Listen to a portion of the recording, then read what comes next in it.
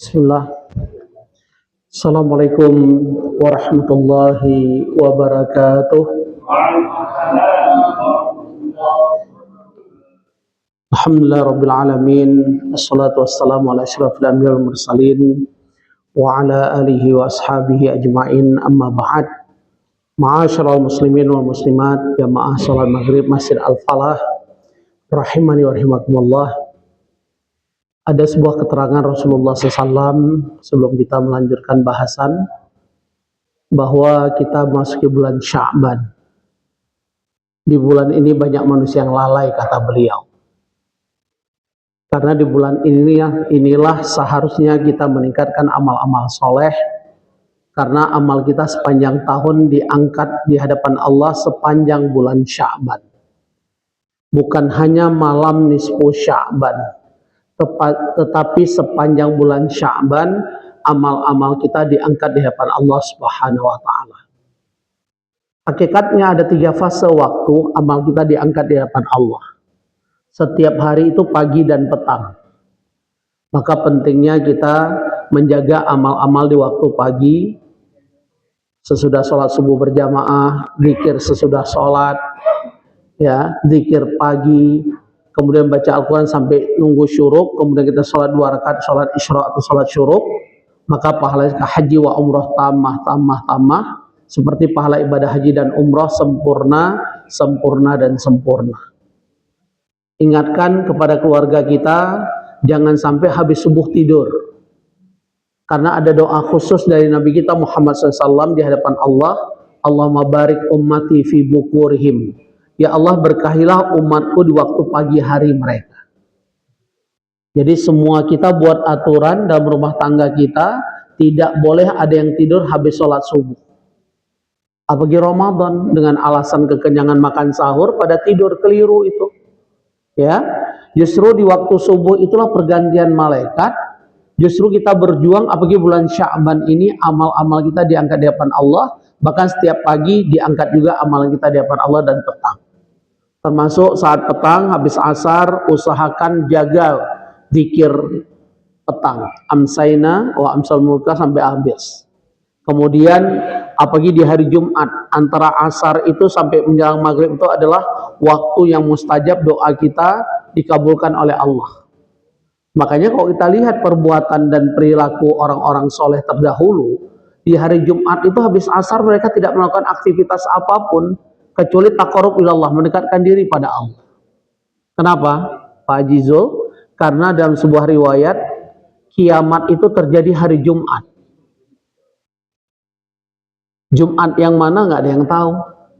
Tapi yang jelas kiamat itu terjadi di hari Jumat. Makanya orang salafus saleh itu sangat memperhatikan hari Jumat, khususnya antara asar dan sebelum maghrib. Ya. Adapun amal kita diangkat setiap pekan itu Senin dan Kamis.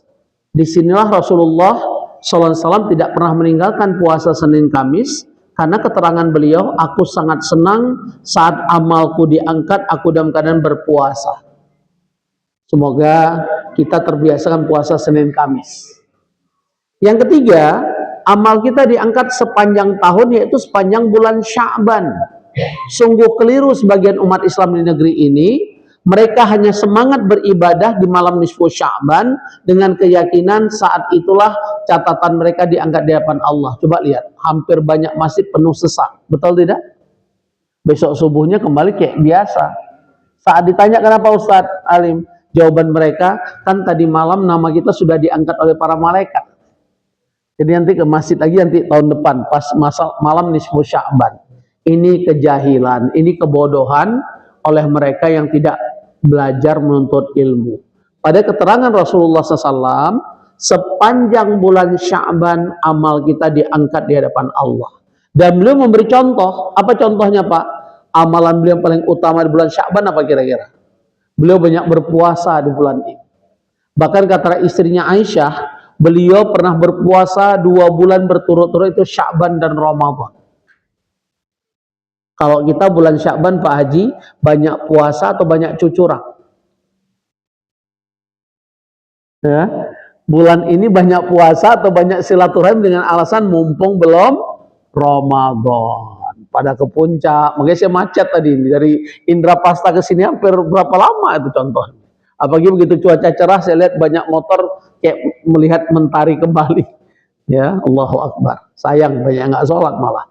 Nah Bapak Ibu, ini sekedar peringatan untuk saya dan kita semua. Jangan sampai kita termasuk orang-orang yang lalai yang digambarkan oleh Rasulullah SAW di bulan Sya'ban banyak yang lalai. Pada bulan inilah kesempatan kita meningkatkan amal soleh. Bahkan kata Imam Ibnu Rajab, bulan Rajab yang sudah kita lewati sebagai bulan menanam, Sya'ban bulan kita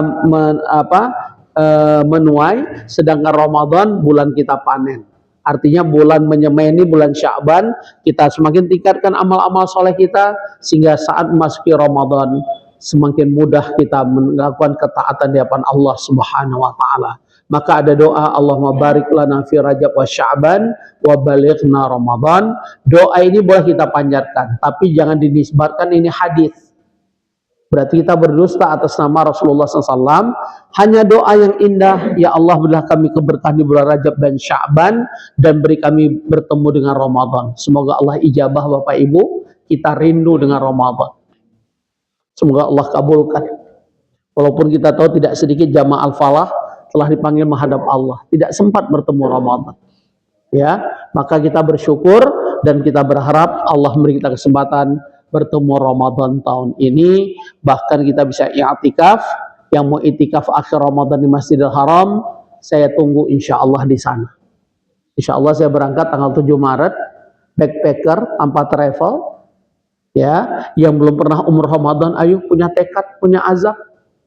Mudah kok sekarang, tinggal cari tiket, cari visa, berangkat saja. Sampai di sana mudah itu, masalah tidur tuh mudah. Kok sebanyak-banyak bawa barang perbekalan, tinggal beli aja di sana. Ya, hakikatnya demikian. Pak Rahim tanggal berapa rencana? 21. 21 apa?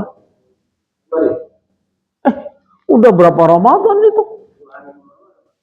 Oh, 21 Februari, Masya Allah. Hampir sebulan berarti ya, Masya Allah. Ya, barakallah fiqh. Bapak Ibu, saya ingin membahas sebuah hadis yang diriwayatkan oleh Anas bin Malik radhiyallahu anhu. Ini Anas ini asprinya, asisten pribadi Rasulullah SAW. Anas menceritakan tentang peristiwa Isra Mi'raj. Sebelumnya saya sampaikan, karena saya masih di Komisi Fatwa, kata Syekhul Islam Ibnu Taimiyah, tidak ada satu riwayat pun dan tidak ada satupun perkataan para sahabat atau disebut dengan athar bahwa peristiwa Isra Mi'raj itu tanggal 27 Rajab. Bahkan Syekhul Islam Ibnu Taimiyah mengatakan pendapat ulama tentang peristiwa ini ada 11 pendapat. Banyak banget. Ada yang mengatakan peristiwa terjadi bulan Ramadan. Ada yang mengatakan bulan Syawal. Ada yang mengatakan Rabiul Awal. Memang ada satu pendapat mengatakan Isra Mi'raj terjadi tanggal 27 Rajab. Ini yang dipakai pemerintah Republik Indonesia, didukung oleh Kementerian Agama. Kalau dikatakan MUI mendukung, saya belum pernah dapat fatwa demikian, ya, belum pernah saya baca. Sehingga Jumat yang lalu kita libur nasional dalam rangka apa? Peringatan Isra Mi'raj. Karena tidak ada dalil sahihnya, tidak ada asar dari para sahabat, pendapat sahabat, maka ini yang terjadi para ulama berbeda 11 pendapat berkaitan kapan Isra Mi'raj itu terjadi. Hanya saja mereka semua sepakat peristiwa ini adalah sebuah hadiah, anugerah, masuk kategori mukjizat yang Allah berikan kepada Nabi kita Muhammad sallallahu alaihi wasallam. Tapi sesudah Allah uji dengan berbagai cobaan ujian. Apa ujiannya, Pak? Di tahun yang disebut tahun kesedihan, beliau pertama kehilangan istri yang sangat beliau cintai, yaitu Khadijah. Aisyah sangat tahu. Padahal Aisyah nggak pernah ketemu langsung Khadijah. Tapi Aisyah sangat tahu bahwa suaminya Muhammad SAW, Rasul kita, sangat cinta dengan Khadijah. Maka Aisyah cemburunya, kalau disebut nama Khadijah di hadapannya, diibaratkan seandainya air ditaruh di kepala Aisyah, mendidih air. Padahal Aisyah nggak pernah bertemu, melihat sosok Khadijah. Kenapa Rasul kita sangat mencintai Khadijah? Khadijah lah yang menemani beliau dalam suka dan duka saat pertama sekali menyampaikan risalah dakwah. Saat wahyu pertama turun, gemetar beliau. Zamiluni. Khadijah menyelimuti Nabi kita Muhammad SAW. Bahkan membawa beliau ke Waraqah bin Naufal, menceritakan kejadian. Dari situlah baru Khadijah baru tahu nabinya ada seorang utusan Allah, Rasul Allah. Khadijah mengorbankan jiwa, raga dan hartanya. Bahkan saya membaca sebuah buku, entah benar entah enggak, tapi begitu dahsyatnya pengorbanan Khadijah saat beliau wafat, seandainya kain ditutup atasnya, kelihatan kaki beliau. Kan udah nggak punya apapun. Sosok istri solehah. Bukan seperti yang saya dengar dari Direktur BP4 Pak Haji Zul. Waktu saya diundang Kementerian Agama, saya perwakilan PP Muhammadiyah. Menurut Direktur BP4, apa Direktur? Lembaga yang mengurus perceraian, pernikahan, dan konsultasi yang ada Republik ini. Ternyata lembaga ini sudah didirikan oleh zaman Pak Harto tahun 1960. Versi Direktur BP4, survei mereka, perceraian terbanyak di negeri inilah bukan kasus talak, tapi khulu. Apa bedanya, Pak? Apa beda talak dan khulu? Talak, seorang suami menceraikan istri, itu namanya talak. Dan hak talak itu pada suami. Kalau khulu, istri meminta kepada suaminya untuk diceraikan. Baik langsung atau dia akan menggugat cerai suaminya khulu ke pengadilan. Dan kasus terbanyak perceraian Republik ini adalah khulu. Perempuan minta cerai. Kenapa, Pak? Karena mereka ada istilah, ada uang abang. Nggak ada uang abang. Jadi menurut BP4 survei pertama, penyebabnya ekonomi. Dan saya melihat dengan mata kepala bapak-bapak, waktu pandemi, kan Pengadilan Agama Bogor tuh Yasmin kan. Itu orang wanita minta cerai itu sampai antri sampai keluar pagar, Pak. Saya kepo, saya tanya dengan salah seorang wanita, saya lihat tadi di antri tapi ketawa kayak bahagia banget deh cerai. Bu, kenapa ibu minta cerai? Ah, suami saya di PHK, susah hidup dengan dia, mendingan cerai. La haula wala quwata illa billah. Dengarkan wanita. Ayyuma imra'atin. Wanita mana saja kata Rasulullah SAW. Bahkan seandainya wanita ini ahli ibadah, tapi dia meminta cerai kepada suaminya, tidak dibenarkan oleh syariat agama. Wanita ini apa kata Rasulullah SAW? La yarihu ra'yatal jannah. Wanita ini nggak akan pernah mencium aroma surga. Jangankan masuk surga, mencium aroma surga dia nggak dapat. Karena surga dan neraka seorang istri di tangan suami. Sampai-sampai Rasulullah SAW mengatakan, saatnya dibolehkan, aku perintahkan para istri untuk bersujud di hadapan suaminya. Tapi kan dilarang. Di sini juga hikmahnya apa, Bapak Ibu saya ingatkan, tidak boleh ada istilah sungkeman sampai anak disuruh cium kaki orang tua. Itu melanggar syariat. Itu bentuk penyembahan, walaupun niatnya bukan demikian, tapi dilarang. Karena tadi kata Rasulullah SAW, seandainya dibolehkan, aku perintahkan para wanita untuk menyembah di hadapan suaminya, bersujud di hadapan suaminya. Tapi dilarang. Apalagi levelnya kaki orang tua disiram kakinya, diminum tuh air. Bukan begitu cara berbakti pada orang tua. Cara berbakti bagaimana? Pertama, wala taqullahu ma'uf, kata Allah, jangan membantah. Jangan sampai ucapanmu, tindakanmu menyakiti mereka.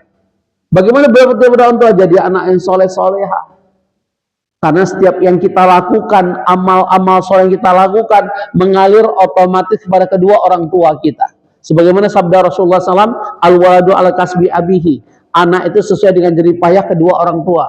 Maka pentingnya kita mendidik anak-anak kita soleh-soleh. Bahkan investasi terbaik kata Rasulullah SAW pada Abu Dzar Al-Ghifari ada 7 diantaranya, mantara kawaladan yadu'u lahu ba'da mauti. Mereka meninggalkan anak-anak yang soleh, di mana anak soleh itu akan mendoakan kita saat kita telah meninggal dunia. Bukan anak yang sukses. Syukur-syukur dia soleh memiliki kesuksesan, karena itu jaminan dari Allah. Tapi kalau anak sukses tidak ada jaminan dari Allah dan Rasulnya. Anak sukses pasti soleh.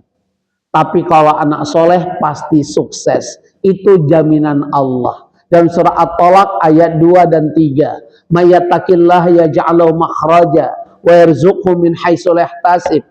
Orang yang bertakwa kepada Allah, kita memiliki anak-anak yang soleh dan solehah, jangan khawatir dengan kehidupan mereka, sudah dijamin oleh Allah. Lihat lagi surah At-Talaq ayat 4. Kalau kita mendidik anak kita menuju kesolehan, memiliki nilai ketakwaan, mayyattaqillaha yaj'al min amri yusra. Coba lihat surah At-Talaq ayat 4 yang jarang kita dengar.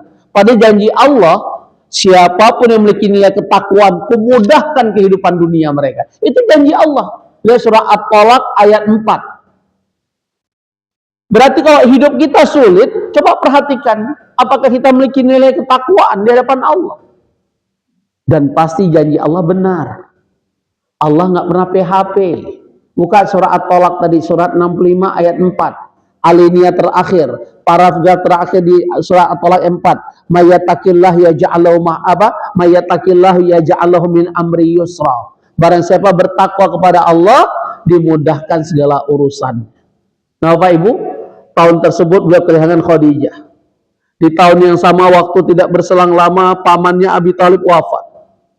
Yang membuat beliau sedih bukan kematian Abi Thalib, tapi pamannya sampai akhir hayat tidak bisa mengucapkan la ilaha illallah. Padahal dalam hadis Sahih Bukhari yang pernah kita pelajari, yang kita lulu marjan, saat Abi Thalib menghadapi sakratul maut, beliau datang mentalkinkan. Apa itu talkin, Pak? Talkin itu artinya menuntun, membimbing, mengulang-ulang, namanya talkin. Adapun isi talkin, dengarkan Bapak Ibu, jangan ditambah, jangan didiskon. Apa kata Rasulullah SAW? Qul ya ammi la ilaha illallah. Nggak ada tambahan Muhammadur Rasulullah. Kan ada orang la ilaha illallah, nggak ada. Jangan juga dikurangi Allah Allah Allah, supaya si mayat mudah Ustadz mengucapkan kalimat tauhid. Jadi nggak usah terlalu panjang, kasihan nanti tersenggak la ilah. Jadi Allah Allah saja. Mari pahami, orang-orang yang bisa mengucapkan la ilaha illallah, pertama, bukan karena siapa yang menuntun dia. Buktinya Rasulullah SAW menuntun pamannya Abi Thalib nggak bisa mengucapkan la ilaha illallah. Yang kedua, siapa yang bisa mengucapkan la ilaha illallah bukan karena dihafal, bukan karena dia kiai ustadz, bukan karena dia ulama. Mereka memiliki iman dan amal soleh. Maka apa kata Rasulullah SAW? Man qala fi akhiri hayatihi la ilaha illallah dakhalal jannah. Hadis Sahih Bukhari. Barang siapa yang di akhir hayatnya mengucapkan la ilaha illallah, jaminannya surga. Jadi sekali lagi, yang bisa mengucapkan la ilaha illallah bukan yang menuntun. Jadi nggak usah panggil kiai, nggak usah panggil sesoleh apapun. Ya ada harus kasih amplop uang transport. Itu semua karena amal calon mayit. Dan ada perintah Rasulullah SAW, lakinu mautakum biqauli la ilaha illallah. Talkinkanlah orang yang menghadapi kematiannya dengan la ilaha illallah. Jadi yang perlu ditalkinkan orang yang sedang mau mati, bukan yang sudah mati. Kalau yang sudah mati ditalkinkan, tiba-tiba dia mengucapkan la ilaha illallah, Ustadz, orang senang atau kabur? Orang mati kok bisa ngomong lagi? Kan keliru selama ini. Pada talqin itu kita tuntut, kita lafazkan, kita bimbing kepada orang siapa? Yang menghadapi sakratul maut. Makanya bahasa Rasulullah SAW, mautakum, bukan maitakum. Apa beda maut dengan mait? Maut itu orang sudah menghadapi maut. Kalau mait udah mati. Orang mati bisa ngapain? Ini kekeliruan kita. Yang kedua, jangan didiskon. Allah, Allah, Allah. Ini nggak sesuai dengan petunjuk. Nah, menjadi masalah, kenapa Abi Thalib yang memberi kontribusi besar kepada perjuangan Rasulullah SAW saat itu tidak bisa mengucapkan kalimat ini, Pak? Ulama menjawab, di dalam Sahih Bukhari tersebut, Abi Thalib takut kehilangan marwah dan status sosialnya karena dia salah gaul. Di hadis Bukhari yang pernah kita pelajari, saat Rasulullah SAW mentalkinkan Abi Thalib pamannya la ilaha illallah, sampai beliau mengatakan kalimatan asyhadu laka indallah, pamanku, qul ya ammi la ilaha illallah, ucapkanlah wahai pamanku la ilaha illallah, kalimat yang nanti aku bersaksi untukmu di hadapan Allah. Engkau tidak perlu sholat, engkau tidak perlu puasa Ramadan seperti kami, cukup ucapkan la ilaha illallah. Faqad aba Abi Thalib. Dalam riwayat Bukhari tersebut, Abi Thalib enggan mengucapkan karena diprovokasi oleh Abu Lahab saat itu, oleh Abu Jahal saat itu. Jangan engkau tinggalkan agama nenek moyangmu. Maka ulama mengatakan, orang yang takut kehilangan status, orang yang sombong, dia duduk di majelis ilmu tapi ada kesombongan, nggak akan dapat namanya kebenaran pada diri orang tersebut. Dia akan sulit menerima kebenaran. Pada kita diingatkan oleh Rasulullah SAW, la yadkhul jannah man kana fi qalbi mithqala dzarratin min kibrin. Nggak akan masuk surga seseorang apabila di dalam hatinya ada kesombongan walaupun sebesar biji sawi.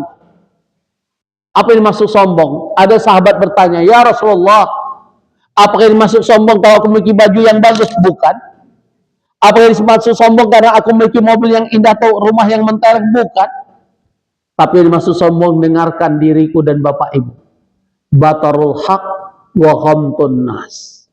Siapapun yang memiliki dua indikator sombong, orang ini akan masuk surga. Walaupun kesombongannya ada sebesar biji sawi. Tahu biji sawi?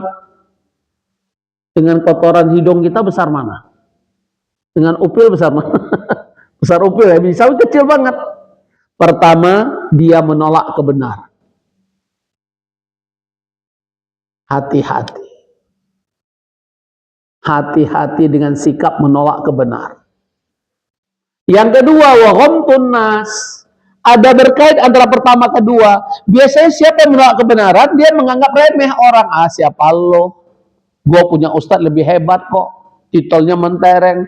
Mendingan nggak usah dengar. Ini ciri-ciri orang sombong dan orang ini nggak akan masuk surga, kata Rasulullah SAW. Walaupun kesombongannya cuma sebesar biji sawi. Wa'iyadzubillah. Semoga Allah lindungi kita. Jangan main-main dengan sombong. Karena merendahkan orang dan menolak kebenaran. Harus sami'na wa atah. Itulah ciri orang beriman yang Allah abadikan dari surah An-Nur. Surat 24 ayat 51. Innama kana qaulal mu'minin idza du'u ila Allah wa rasulih liyahkuma bainahum ayyaqulu sami'na wa ata'na wa ulaikal muflihun. Sesungguhnya ucapan orang beriman, apapun perintah dan putusan Allah dan Rasulnya, hanya satu ucapan mereka, kami dengar, kami laksanakan. Bukan kami dengar, kami tanya ustadz dulu. Kami lihat masyarakat kami bagaimana, kebiasaan kami bagaimana, adat istiadat kami bagaimana. Enggak begitu. Orang beriman sami'na wa ata'na. Kami dengar, kami laksanakan. Apa jaminannya kata Allah? Ulaika humul muflihun. Merekalah orang-orang yang beruntung. Bahkan Allah memberi sebuah stressing, penekanan. Ayat ini ditekankan oleh Allah dan surah Al-Ahzab. Surat 33 ayat 36. Wa ma kana lil mu'minin wala mu'minatin idza qadallahu rasul amran ayakuna lahum khiyarah min amrin. Enggak pantas kata Allah. Saat Allah telah tetapkan satu perkara dan Rasulnya, kita memilih perkara yang lain. Sehingga seorang profesor depan Grand Syekh Al-Azhar mengatakan, Islam yang dibawa dari Jazirah Arab, dari Nabi Muhammad SAW bukan Islam yang sempurna. Karena tidak mengadopsi nilai-nilai Nusantara. Pahamnya saya maksud siapa beliau? Seorang profesor ahli tafsir negeri ini. Dalam tafsirnya berani mengatakan, jilbab bukan syariat Allah. Tapi jilbab adalah budaya Arab. Tahu yang saya maksud dia? Ada dia profesor doktor. Saya ketemu beliau di rumah Kiai Haji Yafi. Ada pengajian dulu kami sebelum beliau wafat. Ya, saya tanyakan apa jawaban sang profesor. Udahlah mas, itu keyakinan saya. Wa iyadzubillah. Sang profesor ini juga mengatakan di Metro TV, sehingga dipanggil oleh MUI Pusat untuk mengklarifikasi ucapannya. Siapa bilang Nabi Muhammad SAW dapat jaminan masuk surga? La haula wa la quwata illa billah. Begitu dipanggil dia bilang serip tang. Apa keseleo lidah? Apa mungkin? Itu cara Allah. Tapi dia menjadi referensi. Wa iyadzubillah. Maka saya ingat sebuah riwayat, man isdada ilman walam yasdad hudan walam yasdad ila bu'dan. Orang bertambah ilmu, tidak bertambah hidayah. Hati-hati jamaah al-falah, termasuk kami menyampaikan. Kita menambah ilmu tapi tidak menambah kebenaran. Walam yasdad ila bu'dan. Orang ini semakin jauh dari kebenaran itu sendiri. Yang ada kesombongan demi kesombongan. Wa iyadzubillah. Hati-hati. Sombong itu menyebabkan seorang nggak akan masuk surga. Ikhwani wa ikhwati fillah rahimahullah. Kita lanjut. Kesedihan beliau ketiga adalah wafatnya anak beliau yang sangat beliau harapkan, Ibrahim. Bahkan saat anak beliau Ibrahim wafat, terjadi gerhana saat itu. Semakin sedih beliau saat dituduh gerhana oleh orang-orang kafir Quraisy, ini akibat kematian anak Muhammad Ibrahim. Maka beliau tampil menyampaikan, menerangkan, asy-syamsu wal qamaru ayatan min ayatillah la yakhsifani lil mauti adni wala li hayati, bahwa matahari dan bulan dua tanda dari tanda-tanda kebesaran Allah. Apabila terjadi gerhana bulan dan matahari bukan karena kematian seseorang, juga bukan karena kehidupan seseorang. Bahkan dari Bukhari, dari Aisyah radhiyallahu anha, saat terjadi gerhana zaman beliau ketakutan, pucat pasi beliau. Dari satu hajat urusan beliau segera pulang ke rumah, langsung masuk Masjid Nabawi. Dan beliau bertakbir. Beliau banyak istighfar, mohon ampun. Beliau mengerjakan sholat 2 rakaat sholat khusuf. Dan beliau banyak sedekah. Saat ditanya Aisyah, kenapa ya Rasulullah? Yahsya antakuna sa'ah. Ternyata menurut keterangan Rasulullah SAW di Sahih Bukhari, gerhana itu identik datangnya kiamat. Ayo jujur, kita kok gerhana takut atau selfie? Kalau gerhana bulannya jam 1 malam pada sholat atau pada molor? Dan saya ingat sebuah kata-kata Allah yarham Bang Iman Pak Ajizul. Waktu itu saya khotib gerhana. Karena saya perintahkan semua jamaah harus bawa sodakohnya minimal 100.000. Dan apa yang terjadi saya nggak akan lupa. Selesai sholat, kita hitung, terkumpul malam itu 13 juta. Apa kata Allah ya Pak Iman? Ustadz sering-sering aja gerhana banyak uang. Begitu bahasa beliau. Ini apa istilahnya candaan beliau. Karena kenapa kita harus banyak sodakoh? Bagaimana kok kiamat? Bukankah penyesalan seorang manusia berkaitan sodakohnya? Betul tidak? Rabbi laula akhartani ila ajalin qarib fa asaddaqu wa aku minas sholih. Maka saat gerhana diperintahkan oleh Rasulullah SAW pada 4 hal: takbir, istighfar, sholat, kemudian dengarkan khutbah, sodakoh yang banyak. Kalau terjadi kiamat nggak nyesal gitu. Semoga masih al-falah setiap gerhana mengadakan ibadah sholat gerhana dan banyak jamaah. Karena saya punya pengalaman di masjid tertentu. Saya jadi imam, jadi khotib, jamaah cuma 5 orang. Karena gerhana jam 12 malam, Pak Jo. Masalah itu. Terus yang kedua, sebenarnya sunnahnya sholat gerhana harus selama durasinya gerhana. Kita kan sering terjebak, yang penting udah sholat daripada kagak, kan itu bahasa. Pada sunnahnya nggak demikian. Rukuknya lama, rakaat pertama lama, baca lama, pokoknya sesuai durasi gerhana. Kalau gerhananya 4 jam, berarti sholatnya hampir 4 jam. Kalau kita kira-kira gimana? Di bawah 4 jam pada protes nggak ya? Nah itu masalah. Jadi nggak sesuai ittiba, nggak sesuai amalan yang dicontohkan oleh Rasulullah SAW. Karena banyak peristiwa ini, beliau sangat sedih. Allah memperjalankan Nabi kita. Hikmah pertama, kalau kita ada masalah dengan keluarga, sudah boleh banyak terjadi konflik. Berdasarkan riwayat ini, ajak keluarga kita healing, jalan sesuai budget. Ya, keliling kemana kek, keliling Yasmin kek, tinggal beli nasi padang 1 bungkus bagi 2, pokoknya healing. Nah, insya Allah saya sekalian pamit nih, boleh Bunda Yasmin, pokoknya sesuai budget. Nah, insya Allah mohon doa, saya malam ini ke bandara, habis ini saya harus tablik akbar di Ciomas, langsung ke bandara, insya Allah besok subuh jam 5 saya terbang ke Thailand Selatan, ke satu pulau namanya Pho Hy. bukan safari dakwah, tadabbur alam. Saya diminta oleh dokter-dokter Semarang, saya ngajar mereka Ikatan Dokter Indonesia Jawa Tengah. Saya memang mempromosikan tentang Pulau Pohye. Pulau Pohye itu adalah pulau Muslim, keindahannya seperti Maldives, ya di tengah laut. Isinya kaum muslimin muslimat karena turunan mereka orang Jawa. Jadi bahasa Jawa mereka. Dari sana baru kita ke Patani. Dari Patani kita ke Yala. Itu muslim semua. Maka Thailand Selatan itu mayoritas muslim. Alhamdulillah, ya 5 hari mohon doanya semoga tadabbur yang menambah iman. Ya, insyaallah demikian. Mohon doanya. Jadi Pohye itu khususnya pada jamaah yang turunan Jawa perlu ke sana. Napak tilas. Ya, kemudian baru kita ke Patani. Patani itu markas jamaah tabligh terbesar itu daerah Yala. Saya pernah dulu waktu kuliah di Malaysia, saya main di sana, besar banget kawasan.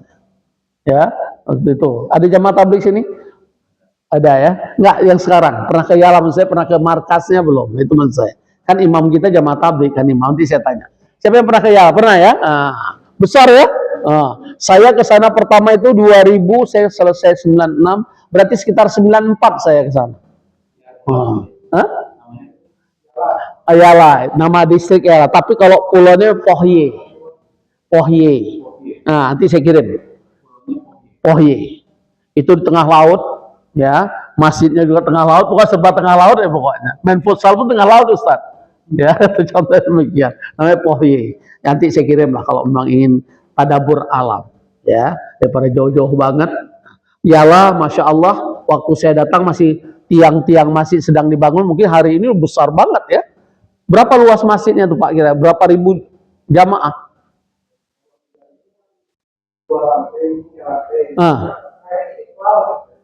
Kayak Istiqlal ya, Masya Allah. Ya, waktu itu saya masih lihat tiang-tiang doang.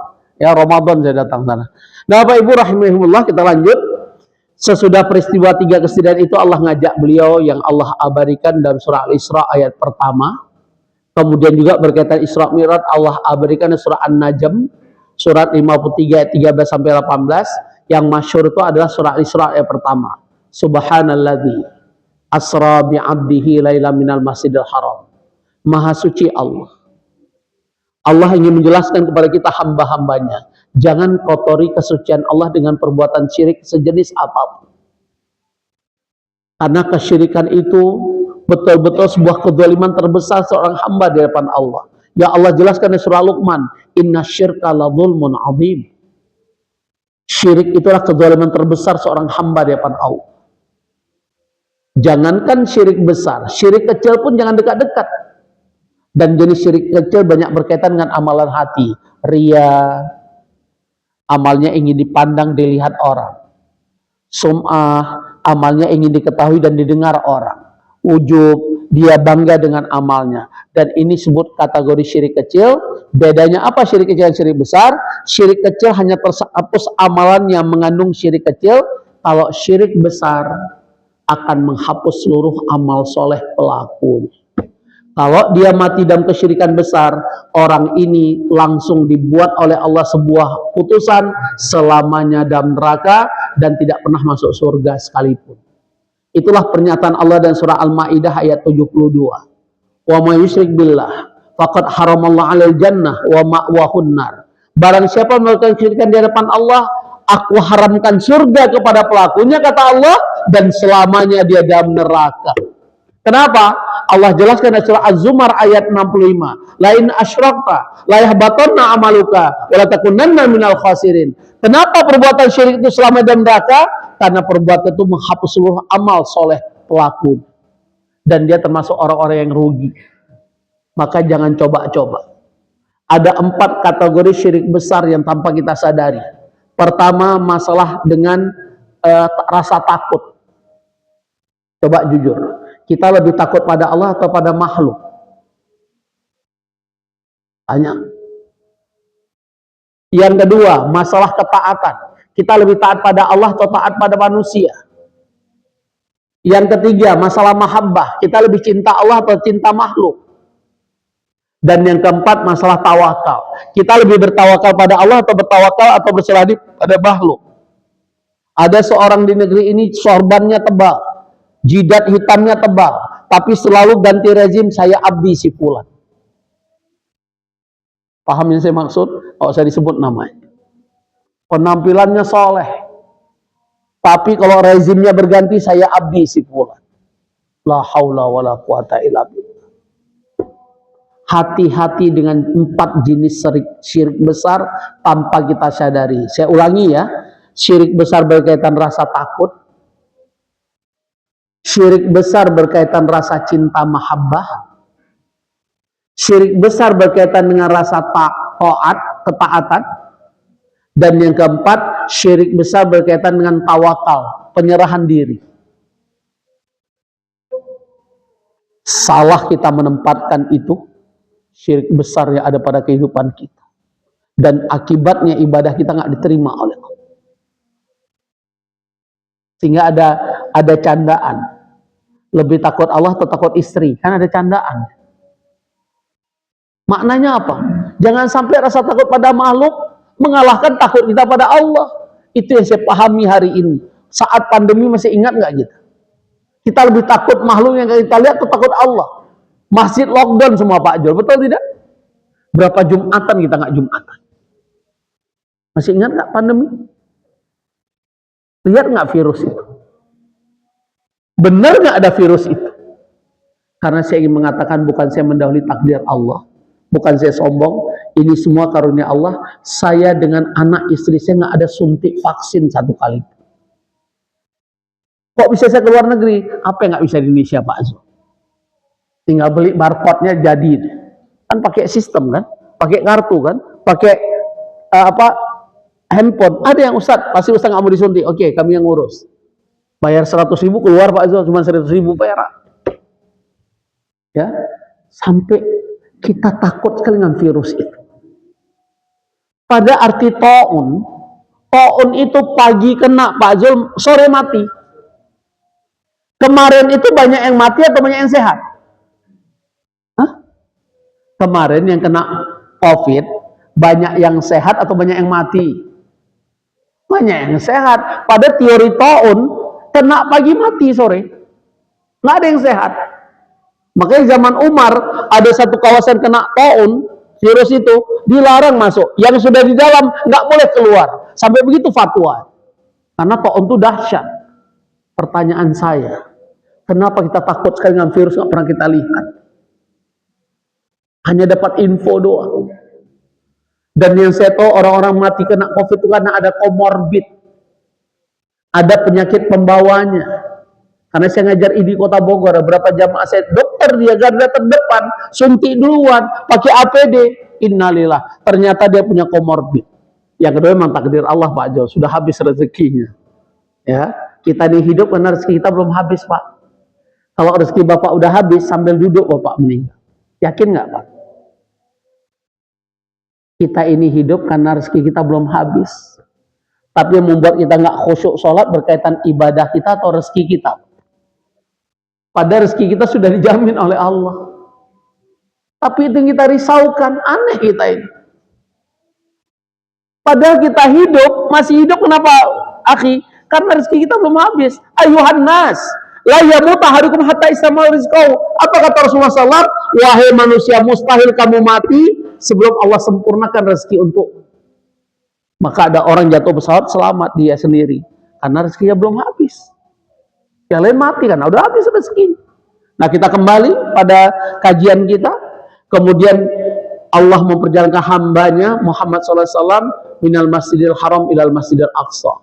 Saya kembali ingatkan hadis yang sahih. Kalau Bapak Ibu melewati pintu 74 Masjid Nabawi, ada running text hadis ini. Syaddur rihal ila salasati masajid. Perkuatkanlah perjalanan. Punyalah tekad yang kuat dalam hidup kita dan sampaikan kepada anak cucu kita, turunan kita. Dalam hidup ini harus punya 3 tekad melakukan sebuah perjalanan. Pertama ke Masjidil Haram. Keutamaan sekali sholat Masjidil Haram 100.000 kali dari masjid yang lain. Yang kedua Masjid Nabawi. Sekali sholat Masjid Nabawi 1.000 kali dari masjid yang lain. Dan yang ketiga Masjidil Aqsa. Catat ya Bapak Ibu. Aqsa itu ada perintah Rasulullah SAW. Karena saya masih ada mendengar, kenapa nggak ke Aqsa? Nanti kalau mati gimana Ustaz? Emang mati di mana? Kita yang ngatur. Yang kedua Ustaz, kalau kita ke Aqsa memberi devisa kepada Zionis Israel. Terus kalau kita berpikirnya itu, kapan kita bantu mereka? Kapan kita bisa menjaga Masjidil Aqsa? Padahal kiblat kita pertama Masjidil Aqsa, betul tidak? Kenapa kita dipindahkan dari Masjidil Aqsa ke Masjidil Haram? Karena Rasulullah SAW tidak mau semua perbuatan kita tasyabuh, menyerupai umat yang lain.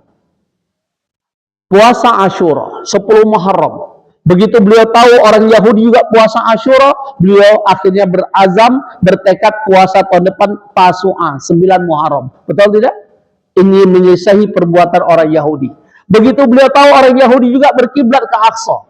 Kalau Bapak Ibu pernah ke Aqsa, di berdampingan pagar Aqsa, Masjid Aqsa, kawasan Aqsa dengan tembok ratapan Yahudi itu berdampingan. Mereka meratap di tembok itu, ternyata Abu Janda juga meratap. Ada tokoh Islam ormas tertentu juga meratap di situ. La haula wala quwata illa billah. Bahkan Imam Masjid Istiqlal buat acara pengkaderan ulama Istiqlal, undang orang Yahudi. Hari kedua kita bubarkan karena ketahuan. Tapi sekarang jadi menteri pula deh. Gimana lagi? Lengkaplah sudah, Natal bersama. La haula wala quwata illa billah. Gimana lagi kan? Oh, udah habis waktu. Ya.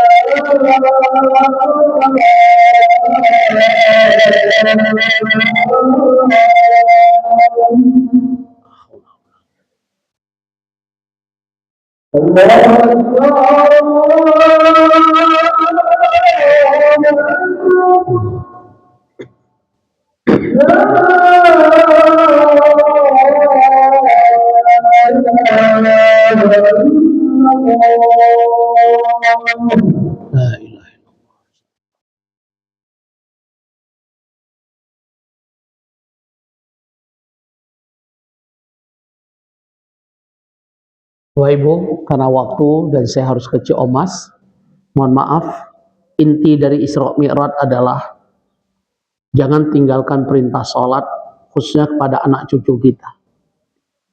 Karena ada ayat yang Allah gambarkan, yang menyebabkan Rasul kita Muhammad SAW sampai menangis terseduh-seduh, kata Umar bin Khattab saat melewati rumah beliau. Dan kekhawatiran Rasulullah SAW terhadap ayat ini sudah terbukti hari ini. Apa kata Allah dalam surat Maryam? Surat 19 ayat 59. Tolong diingat, dicatat. Fakhalafa min ba'dih khalfun adha'us salah wattaba'us syahawat fasawfa yalqawna ghayya. Akan datang satu generasi di tengah umat engkau Muhammad yang menyampaikan ini langsung Allah. Pasti benar. Khalfun adha'us salah, generasi yang meninggalkan sholat, wattaba'us syahawat, mereka meninggalkan sholat mengikuti hawa nafsu mereka. Anak-anak kita hari ini lebih senang ke masjid atau ke kafe? Cucu-cucu kita hari ini lebih senang ke masjid atau ke kafe? Dan sudah digambarkan oleh Allah. Apa yang Allah bersumpah di ayat ini? Siapapun yang berani meremehkan perintah sholat, yang sudah jelas-jelas cara Allah merintahkan sholat bukan lewat wahyu, diundang Rasul kita ke Sidratul Muntaha. Satu-satunya manusia yang mampu menembus Sidratul Muntaha, yang diajak dialog oleh Allah berulang kali. Karena saat itu perintah Allah 50 waktu sholat. Ketemu Nabi Musa, Muhammad, nggak mampu umatmu 50 waktu sholat, minta kurang. Naik turun beliau. Sampai Nabi Musa alaihissalam mengatakan, Muhammad, 5 itu umatmu nggak mampu, minta lagi. Rasul malu. Kekhawatiran Nabi Musa. Dan diabadikan oleh Allah surat Maryam 59. Coba bertanya pada diri kita masing-masing. Apakah semua kita yang sudah rajin ibadah, ahlu masjid, apakah anak-anak kita menjadi ahlu masjid seperti kita? Apakah kita sudah melaksanakan perintah Allah, qu anfusakum ahlikum naro, jagalah dirimu dan keluargamu dari api neraka. Dan kita sudah membahas dulu, ada 4 golongan laki-laki. Sehebat apapun ibadahnya terseret di dalam neraka.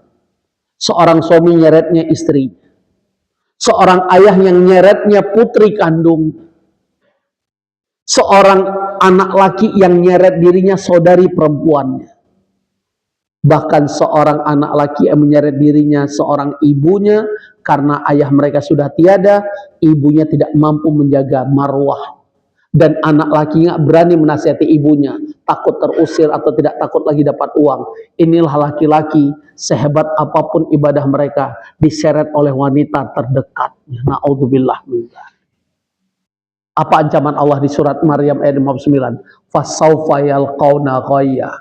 Rumah tangga tersebut, komunitas masyarakat tersebut, negeri tersebut akan penuh dengan persoalan dan bencana. Ini sumpah Allah. Kalau sholat sudah mulai diremehkan, apalagi ditinggalkan. Na'udzubillah. Hanya ini, saya mohon maaf lahir batin, karena safar sangat dekat dengan adab. Mohon maaf apabila ada kekurangan saya. Nasunallah fatun qarib. Subhanakallahumma bihamdika. Asyhadu an la ilaha illa anta astaghfiruka wa atubu ilaik. Mohon maaf saya sholat isya di tempat Pak Haji Zul. Assalamualaikum warahmatullahi wabarakatuh. Ya, saya ditunggu di sana. Ya, sampai ketemu ya semua. Terima kasih. Ya.